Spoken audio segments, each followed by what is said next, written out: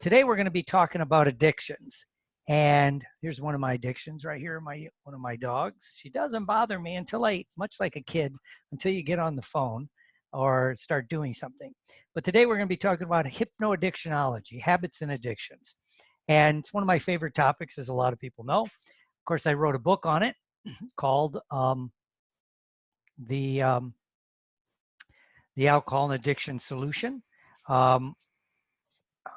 So it's one of my favorite, and I'm updating the book too, by the way. As I redo this course, which you'll hear about it, I'm going to redo the book, update it based on new information. So anyway, addictions. First of all, just some quick background. At least 160 people a day die. That's just in the United States, and that's a conservative estimate, according to one of the groups of family practitioners, American Medical, whatever they are, the family docs. They think it's probably 3 to 5 times higher than that, because a lot of people that die from an addiction,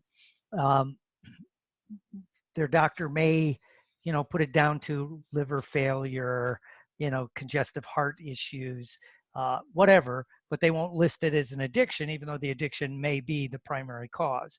And they might do that for family reasons, insurance, could be all kinds of things. It's the #1 cause of divorce, right? People have a few drinks, they do stupid shit, say stupid shit, and they get in trouble. Substance abuse, of course, is the #1 thing of the prison population, especially here in America. When they closed the mental health centers in the 1980s, the prison and the county jails became the de facto mental health treatment center. I can talk to this by fact, as being the clinical director of a psych unit of a prison, doing a lot of psych work at jails, or back when I was up north. And it's horrible. It costs, it says $650 billion. They think it's over $1 trillion in lost business income, and there's a lot of reasons for that. The list goes on and on. Majority of auto deaths, things like this, but we got to remember, I always throw this one in there, that 70% of the alcohol consumed is consumed by 10% of the drinking population. So at any given time, a lot of people don't drink for whatever reason. So that's like 20 to 30%. So you take that off of the people that drink, 70% of the alcohol is only consumed by 10% of the people that drink. Now, and this seems to hold true for the other drugs, cannabis, smoking dope, pain pills, all this cool stuff, right? And again, alcohol withdrawal kills more people than all the other drugs combined. And in our culture, there's a social stigma about not drinking if you're in a general population, and also maybe not like smoking dope if you're in certain other populations. I always like to say, so within, as within, so without. So to make these changes, you have to change your internal representations, your internal state, if you want to change your external behavior. If you only change your external behavior and you don't change the insides, eventually you'll go back to the external behavior again. Again, everybody watch on Facebook, click like and share. If you watch this on YouTube, click like and share. So today we're going to do a background, some fun stuff, and of course I'll do a little thing. I always say, alcohol, drugs make you do stupid things, right? And those on Facebook, you can't see the slide. It has a picture of a whiskey bottle, and the whiskey bottle's whispering to somebody, you should fight that cop. When you're under the influence of alcohol, even a tiny bit, you do dumb things. There's a reason we call it social lubricant. It removes inhibitions. How many of us that you may not be an alcoholic, I admit I am, but those that aren't, that you're out at a party, you're at a conference, you're having a few drinks, and somebody goes, we should get back, we got to get up early. And you go, I'll be fine. And then at 7 o'clock when your alarm goes off, you go, what was I thinking? Well, you weren't. And there's a lot of reasons for that. So what do people try if they're going to try to not, what do people do if if they want to quit? So here's what people generally try. They try to white knuckle it. I'm just going to white knuckle it. I'm going to buckle down. They try willpower, which usually it doesn't work, I'll be honest with you. They go to a 12-step program. That's AA, NA, one of the A programs, one of the anonymous programs. Maybe they go to therapy. And in our culture, a lot of people end up switching drugs.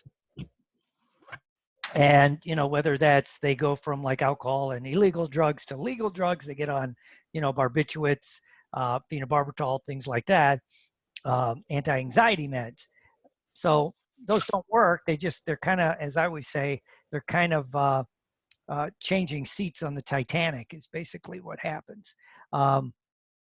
So let's have some fun with this. So why is addiction such a big problem? Well, let me repin my video. Okay, cool. All right, cool. So why is it such a big problem? Well, first of all, it's a brain-based disease. It has nothing to do with willpower. It's brain-based disease based in, with the current research, some research on trauma, how your body stores memory, a bunch of other things. It is also partially a learning behavior. You know, it's an adaptive learning behavior and skill, if you will, that, you know, for a long time, drinking might work. Again, hey, everybody on Facebook Live, click like and share. If you watch on YouTube, click like and share. There's a lot of social pressure about drinking, drugging, depends what group you're warring with. There could be family pressure, right? And then, of course, there's the whole denial. I don't have a problem. I'm not that bad. Especially, you know, we always forget 90%, especially like alcoholics, are highly functional. And even a lot of the drug addicts are highly functional. And so that's their last scope of denial is I still have a job, I still have a house, I got 3 cars, whatever it is. And for years, though, people spent an enormous amount of time trying to figure out why they were an alcoholic, thinking if there's just one why, if you fix the why, then everything will change.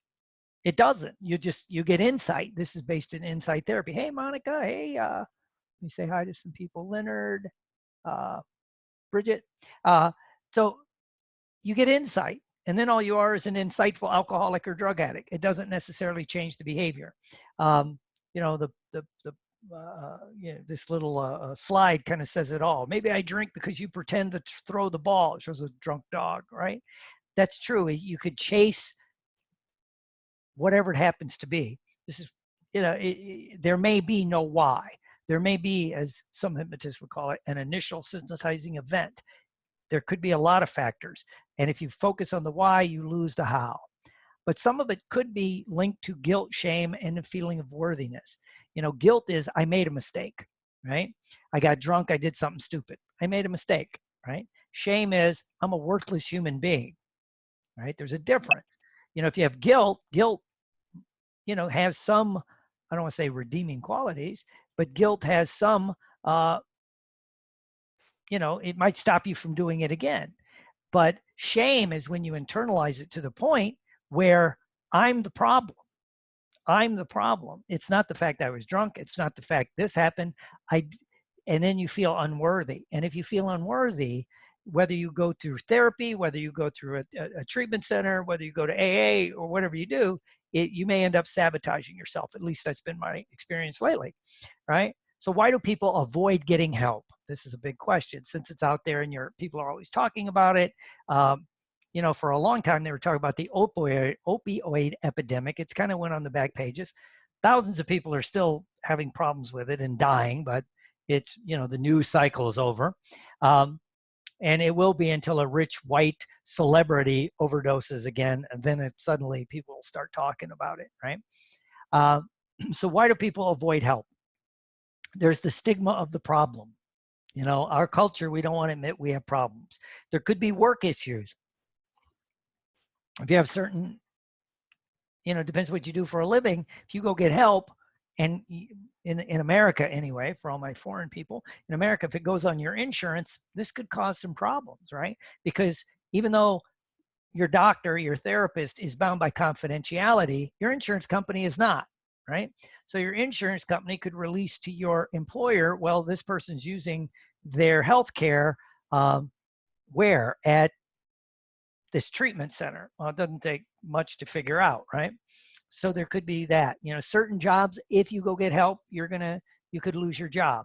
I've seen it happen to teachers as much as they say it doesn't, you know, but especially like pilots, police officers in some jurisdictions, medical doctors. If you're a medical doctor or a nurse practitioner, and let's say you haven't gotten in any trouble, no DUI, no trouble with your prescribing, but you go in for treatment, you may be automatically put into that pool of high risk where they're going to start monitoring you. And guess what? Your your malpractice insurance is going to become almost unaffordable. You can't afford it. I can't talk today. And this happened to, I didn't know it, but a person I know, it's a medical doctor, happened to one of his friends. And there could be family issues. You know, your family will tell you to get help, but don't really get help. Things like that. And there could be, how do you take time in this day and age? How do you take time away from work or family?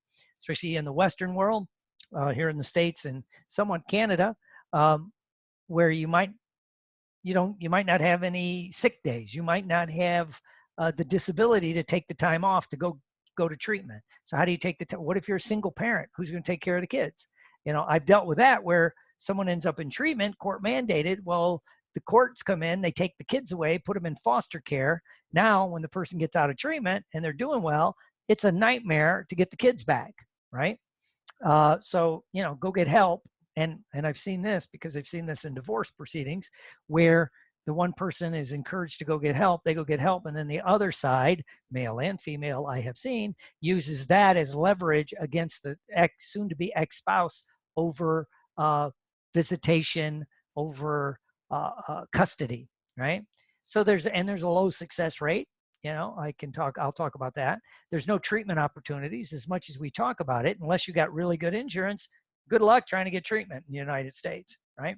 And even anymore, with them going back to the old ways, they will limit your how much help you can get, right? And treatment has not changed much in 50 years. And trauma is one of the underlying things of addiction. You know, trauma is one of the drivers. And what you see in shame is very specific body posture. And you see the same body posture in people suffering from an addiction. And what's interesting, when you have severe trauma, love is the wrong response, right? We think, oh, we'll just love them better. Same way as we know in a long time in addictions, you can't love someone clean and sober, and it's not saying you don't love them, but they need help to change, right? Because if it's just too much, it adds to the trauma, which adds to the shame and guilt, right? And so to really change, you have to open up your heart. There's some very specific ways to do that. One of the reasons I'm excited about talking about this stuff is NLP and hypnosis is the perfect fit to treat addictions if, and this is a big if, ladies and gentlemen, if you know exactly what to do and when to do it. And it's another great reason it's great is it's private. Most of us don't collect insurance, you know. I know, I think Dr. West was, Dr. Rocky was on this call. You might collect insurance, but some people don't want their insurance for if they have an addiction issue, because I could testify to the fact that if you've ever been treated for addictions and then you go to try to get life insurance, that may come up, right? It's happened to me in a couple of different things. So it's private, it's fast, and if you know the current facts, it's great. And I think at least you have to be open to the 12-step kind of approach and pushing people into a 12-step program, right? So let's talk a little bit about habits. What's the difference between a habit and an addiction, right? Everybody forms habits, right? But what's the difference between a habit and addiction? You know, you get a cue on how you form an addiction. You get a cue and you do a routine and then you get a reward. And your brain remembers, we'll talk about why it remembers that reward. And when you get that cue, you go back into the routine and you'll get the reward and it becomes self-generating. And then what we find is you get the cue, you go into the routine. If you get the reward intermittently, it's even more powerful than every time, right? So that's how you develop a habit. Now, what's the difference between a habit and addiction? We'll talk about that in a moment. But what happens when you get a cue, your brain goes into highly thinking mode, you know, because they did the study with rats. What they did, the rat was in a maze, and then the rat would hear a buzzer and the wall would go up, and then, you know, it would run down a maze and go find the chocolate. Well, what would happen the first few rounds, when it would go off, you know, there'd be the buzzer, the ball would go up, the rat would scratch and sniff. It's how rats think, but brain was wired up. We could see all this neurological activity. It was thinking, it was thinking, it was thinking. But after several rounds, something magical happens. The cue would happen, the buzzer, the wall would go up, the rat would go, and then instantly its brain almost went to sleep, and it would start the routine of running down and going to the right to get the chocolate. Fascinating, right? This is how you form habits, right? And because it goes into different parts of your brain. But you can form a habit, but how long does a habit stay, right? I always argue this with people. People say it only takes 7 days to make or break a habit. Bullshit. I've known people that's worked out every day for, not every day, but on a routine for 6 or 12 months. They interrupt the routine. They don't go back to the exercise. It was a habit at one point, but they don't go back to it, right?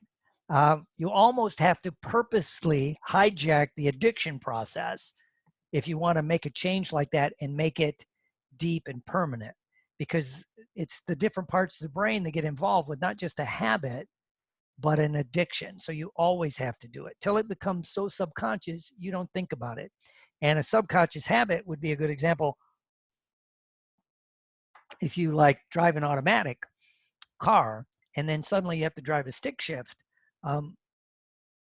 when you first start driving it, it's going to be, your brain's going to default to wanting to just put it in drive and go. When I bought the truck I have now, the to change gears is just a knob this way, right? And I was used to it being down here. It took me forever to switch it, right? It took a long time. Now, I remember I was just somewhere and I had to rent a car, and I got in the car, and even though the gear shift lever was down where, you know, like in the console, like my old cars, I was sitting in the car, kept trying to turn this dial, and all I was doing was adjusting or turning up the radio, right? Because it was automatic, right? So what can addictions teach us, right? Well, first of all, there are 4 specific regions of the brain that are involved in addiction. The first is the nucleus accumbens, right? It's where dopamine's made, right? And what happens, you get a dopamine boost with whatever the boost of the addictive substance is, or the addictive, you know, if it's a substance, alcohol, drugs, something coming in, sometimes even food, you know, it's whatever that substance is plus the dopamine. So they amplify each other, like alcohol and drugs amplifies the dopamine, right? And if it's a process like gambling or sex, it's just the dopamine response. But dopamine's addictive because it makes you feel good, right? It gives you energy. You like that feeling. So that's the first center. It's activated. The second center is the memory center, the amygdala, and somewhat the hippocampus. And what happens, you begin to condition yourself that felt good, I want more. That felt good, I want more. So you start thinking about, well, the last time I drank, and then your brain starts dripping in a little dopamine. I want more. And then that starts the whole physiological craving process, right? So that's the first 2 centers. The third center is the orbital frontal cortex. Blech. It's where motivation is. And then you start thinking, I really like that stuff, right? The others are kind of more subconscious. They're deeper in your brain. They're more into the deeper parts of your brain, right? So you start thinking, I really like that stuff. I want more of it. Or there'll be a subconscious cue. It could be music. It could be something else in the external world. And then your prefrontal cortex kicks in, and you go, your orbital frontal cortex right there kicks in, and suddenly you go, oh, that reminds me of, you know, if I had a few drinks, it would be better. If I took this, it would be better. And of course, the 4th center involved in addiction is the prefrontal cortex, the last part of our brains to develop. And this is where it puts the brakes on things. The problem is it's not a very good brake. And by the time it starts getting activated, one way to think about it is the train has left the station. And so again, a simplified way to look at a habit, which can become an addiction, is you have a routine that leads to a reward. And if you get a reminder to do the routine, you'll want to go get the reward. And so you get into this circle. And once you get into this circle, you're screwed, right? And then it becomes self-generating, right? And so when you look at these things, when it comes to treating addictions, for a long time, I was super traditional. 12-step based only. It's the only thing I looked at. You know, I thought that was it. And then, but I changed my mind. A true person that studies research should be open to change their mind, right? So I was very traditional, but then I started reading stuff on trauma, you know, how trauma affects addictions, and how many people only think of trauma as like post-traumatic stress disorder, active trauma, you were beaten, you were abused. But now we also know that it's not just acts of a commission, like something bad happens. It could be acts of omission, where you didn't get something you needed. You didn't get the love, nurturing, and encouragement that you needed as a child, and that became traumatic. And maybe they weren't overtly, doing something traumatic. It was inadvertently, and you internalized it. Again, it's not just you did something wrong, you are wrong, right? And so you internalized it. And so there's a lot of thought that a great majority of the people with an addiction have unresolved trauma issues. And this comes from mind-body research, because trauma is stored in the body. It is not just stored in the mind. It is why you can intellectualize going through a traumatic exposure, but it will not always relieve the traumatic memory. Okay? And wisdom, to me, is changing your mind and beliefs when you're giving opposing facts. And that's what happened with me in the 12-step. I still like the 12-step program. I still think it works for most people. But it softened me, right? Because now I understand it's a brain-based issue. I read a book several years ago called The Craving Brain by Dr. Rudnick. And it began to show studies that alcohol and drug addicts' brains react differently, when they monitor the brain activity. It's more like an allergy than just a thought process. Some people have an allergy to whatever it is. It's a body response, and that's what is beginning to happen, they think, happening with alcohol and drugs and other addictions. And craving is neurologically based. As I said, once it starts and you started that dopamine drip and you start like getting on hyper, and then the thought processes lock into, what makes me feel better? What makes me feel better? What makes me feel better? And then you're off to the races. So, the other thing that really made me change my thinking was a study called the Happy Rat. And what the Happy Rat studied back in the late 60s, I think it was, they took some rats and they hooked them. I think it was heroin first, but they duplicated this with other drugs, and they got them hooked, right? They put them in a cage, they got them hooked. And then after the rats were male rats, after the rats were hooked, they'd throw a female rat that was in heat into the cage. The rat wouldn't pay any attention, keep getting high. Throw in food, keep getting high, right? Basically, it would keep getting high till it died. So it started the whole war on drugs, and that addiction is bad, and it's the drug. Fine. So, and we criminalized addiction. Not just the drugs, we criminalized being an addict, right? As everyone knows, in the United States and a lot of the Western world, except for some of the more enlightened countries, if you're a low-level drug addict that sells, you're going to get a 30 or 40-year sentence, right?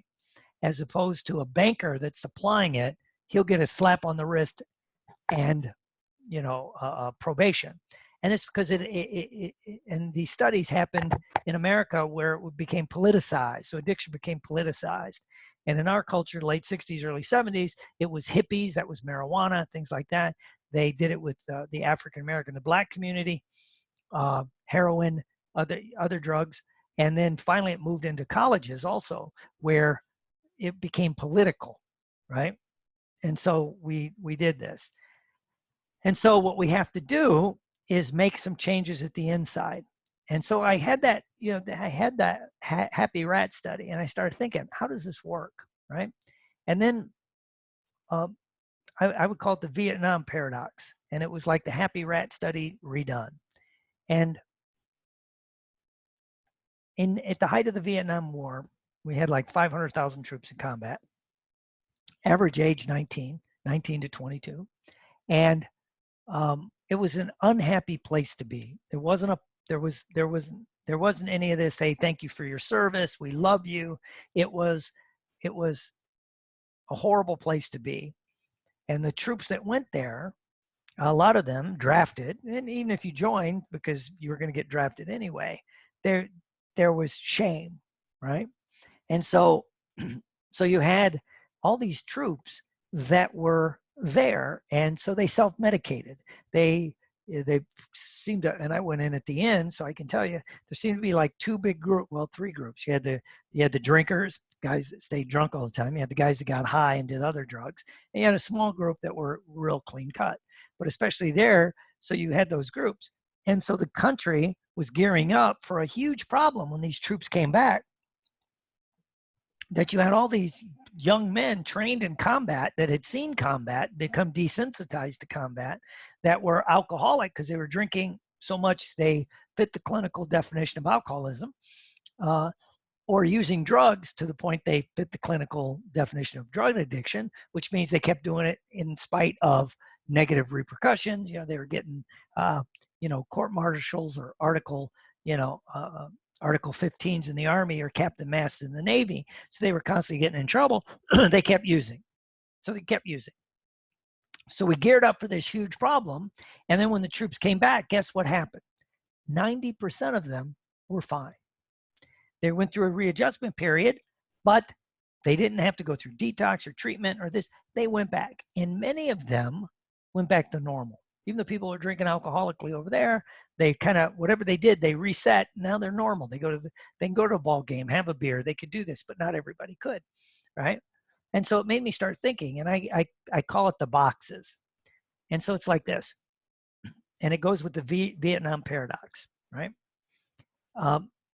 When you're a young person, you don't have any experience with drugs or alcohol. It may be around you, but you're not using. And then you go into the first stage of experimentation, which usually, as a young person, junior high, high school, you start experimenting. Much as every parent says, not my kids, especially in the Western world, most people are going to experiment with drugs or alcohol. And so many people will experiment. Some will say, I don't like this feeling. They just don't like it. They quit. They're not going to use it anymore. Fine. That's a small percentage. But most people that experiment will go to, I like this. It's okay. A couple good beers, maybe smoke a joint, do a line, whatever, and they're fine. They go to social use. They can use or not use. This is where 90% of the people that drink can stay. Not saying that they won't get drunk occasionally, go to a wedding or some big party and get drunk. It's just, it doesn't interfere with their life. They're in the social use phase. Then some people move into the abuse phase. They're abusing the alcohol or drugs, right? And they may be doing it to self-medicate, like the soldiers in Vietnam, right? Like someone going through a divorce. A family member's dying and you don't know how to cope, so you're over drinking. All this other stuff. So you're abusing it to self-medicate. Now, out of all those people that abuse, guess what happens? A lot of them will work through whatever it is, and they'll go back to being a social user, or they'll just quit. There's no big deal, right? This is what happened with a lot of the soldiers coming back from Vietnam. They got out of the unhappy rat, right, place and got happy, because then they redid the study about the happy rat. And what they did, they took the rats, they got them hooked again, right, and made sure they were hooked. Again, tested it, threw in a female rat, she ignored it, or he ignored it. But then they, rather than that, they took the addicted rat out of the unhappy rat cage, put it in a happy rat cage where there were a lot of things going on, kids and other rats and food and things to keep them busy and all that. All the rats wouldn't use the alcohol or drugs, even if the same, way to dispense the drug or the alcohol was in there, right? It would ignore it, and it went to a happy rat box, right? So the soldiers coming back from Vietnam, there was some thought, forensically now, looking back, the soldiers that came back to a strong social network where they got, especially at this time, maybe they went back to the steel companies or the auto plants, or, they went back to college and they finished college and they just got back into life. They were happy places. The people that had the most problems were the ones that came back from the unhappy rat box of Vietnam, and there was no future. None, right? There was no jobs. It was the inner city maybe, or, if it was rural, that area had been devastated. And so you kept the self-medication up. It kind of coincides with a lot of the opioid epidemic right now, which is, you see it the highest in the places where people have lost their future. The auto plants have closed, the steel companies, the coal mines, the farms are closing. So people are self-medicating. Because again, you go through the experimental phase, you go through the social use phase. This is where most people stay. And if you're here, you don't understand people that abuse alcohol or drugs, right? And even those that abuse it may go back to normal. And it doesn't just have to be negative, like the soldiers in Vietnam or going through a divorce or a death. What if, a kid goes to college and he had a few beers in high school, no big deal, gets to college, joins a fraternity or a sorority and stays drunk for 3 of the 4 years, is in trouble, but keeps partying. Then they graduate college, they go back home. Again, if they go back home to a strong social network, boom, they quit. They're not the frat boy. They're not the sorority girl. But then again, we all know, we see these people 30 years later, they're still couch surfing. They're still like the burned out frat guy. They make comedies about that, right? And it's cute in college. It's disgusting in real life in your 30s or 40s. So you have that abuse. So if it doesn't, and normally what begins to happen, you develop the addiction. And this is where the addiction and dependence on it is. It becomes internalized. So if you go through the experimentation phase to the social use phase, maybe you're abusing it, good or bad, but if you can't go back to normal, then you go into the addiction phase. For the people in the addiction phase, the only solution is total abstinence, because you have to change it to subconscious mind, right? If you don't change it to subconscious mind, that's where the battle is, right? And we have all these things going on that you must work out. It's also why it kind of explains why the 12-step program works. When it works, it's a support network. It's a nurturing support network. They tell people, you're not a bad person. Guilt, shame, and remorse. You're a sick person trying to get better. You're not a bad person trying to get good. You're a sick person trying to get better. It's an instantaneous reframe, right? And there's a support network of people that can understand you. And it also points out that contrary, most of us would, a lot of times everyone thinks their family, they didn't do this to their kids or whatever. So maybe they don't want people going to AA or NA or something because it will somehow lessen the family experience. But I think for people to really recover, they have to get into some kind of ongoing support network. I mean, hypnosis and NLP can get people going, get people on the way, get people reframed, boom, but they probably need some other social support network. And it doesn't just have to be Alcoholics Anonymous or Narcotics Anonymous. I've seen people do it with churches, with getting into exercise programs, with starting businesses, with getting into our field where you start helping other people. And again, it's the happy rat study. If you're in an unhappy rat cage, for whatever reason, it doesn't matter what everybody else thinks of your cage. If you think it's an unhappy rat cage, if you just pull them out, this is what happens with treatment, get them clean and sober down in a beautiful treatment center in Florida, throw their ass back in the unhappy rat cage, and then we're surprised when they relapse, right? Because if you stay miserable, relapse is assured, right? And so we have to change all these different levels, and that's one of the things we can do with hypnosis and NLP. Those of us trained in it that understand what we call logical levels, you have to change your environment, where you live. You have to change your behavior. You might have to get new capabilities and skills. You'll begin to develop different beliefs and values, and eventually your identity will change. But you have to change at all these levels, right? And it's a tougher than people think. And I like to say, the way you recover is those. You can't see it on Facebook, but here you can see it. When it's how do you recover? Well, when it's time to fight, you got to fight like you're the third monkey on the ramp to Noah's Ark. And brother, it's starting to rain. You have to want it more than anything in the world. One of the things when people call me, I just had this, a guy calls me and says he'll do anything to quit drinking. Great, come in, we'll talk, da, da, da, da, da. And I said, well, I'm going to need you to go to a couple of 12-step meetings. I'm not doing that. Dude, yesterday you told me you would do anything. It's kind of like that song, I'll do anything for love, but I won't do that. Well, then that to me was a compliance measure. I don't think he's going to comply with anything I say, by the way, right? So anyway, you have to want to do it. So what you need to do is learn about the nature of addictions. This was just very cursory. You need to understand the history of treatment and why it's failed. You need a protocol that works if you really want to help people with addictions. And then you really have to understand how to market.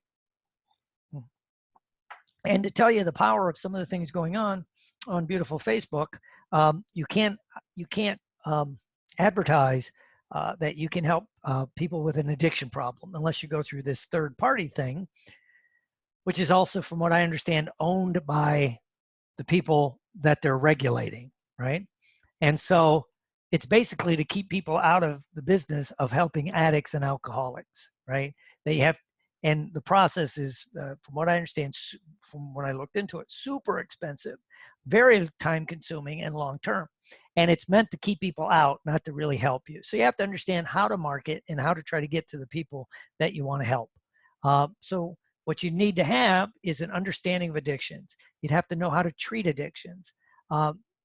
You mark to the needed population. There's a difference, right? And it can increase your income because it's a different income stream. So I developed, or I'm updating my Hypnoaddictionology course, right? Because I keep changing how I think about these things, you know, and it's an underserved population, right? And how many of us that help people with other issues, whatever it is, weight loss or anything, as you start working with people, this can prop up. I saw it here in beautiful Florida, where people came to me for weight loss, and a couple sessions in, it became obvious a lot of it was their drinking. You know, they were drinking a lot. Why were they drinking a lot? Because they could. They didn't have to get up tomorrow morning. So that third glass of wine, that fourth martini, no big deal. I got nothing to do tomorrow, right? That's why you see it here in Florida. My friends in Florida can testify. You'll be walking around a Publix or a grocery store, and you'll see somebody pushing their cart, and it'll have, you know, several cases of beer, a bunch of bottles of wine, right? Interesting, right? Because they can. And you know, what I'm going to do is teach what I call hypnoaddictionology. And without it, well, you have a missed opportunity, there's lost income, no impact, and people suffer. And I just posted the other day that someone I know had a close friend of the family, like a family member, if you will, you know, die from an addiction. Their child died from an addiction. It's preventable, right? So if you take a class like this, you become comfortable with addiction. The number one reason hypnotists, NLPers, even in the psychotherapy world, people don't want to treat addictions, they're not comfortable with it, right? Even if you took the class and just learned, I don't really want to deal with it that much. You know, if you're working with somebody and that comes up, you can send them to someone. I get a lot of people like that referred from other hypnotists and NLPers to work with the addiction. Then they can go back and work on building their business or whatever it happens to be. You get a new audience. You get a positive feeling for helping other people. It's a positive impact on society. And, you know, when you help people, it's fun. So coming next month, April of 2020, I'm going to have an all new Hypnoaddictionology class. You'll learn the true way to help people with addictions. You know, it'll be based in fact, research based, have a lot of science, a lot of techniques, not just learning about what addictions are and all this theoretical knowledge. How do you actually help the people to do this? So if you have any questions, shoot me a text, an email, contact me, and let me know your questions. I'm going to keep people informed as the process develops about how long the class is going to be. It's going to be taught via Zoom. You know, like I'm doing here on this camera, not that camera. And it's going to be a lot of fun. And then it'll be recorded where people can have it, where people can view it. And I found a cool way for people to get the videos in case they miss the weekly training. So I'm working on how long it's going to be and everything that I have to do specifically. That'll be released in the next few weeks. So keep in touch. Let me know your questions. And let me turn off the Facebook. Okay, so let me know. I thank everybody for joining me, and let me know how I can help, and have a great day.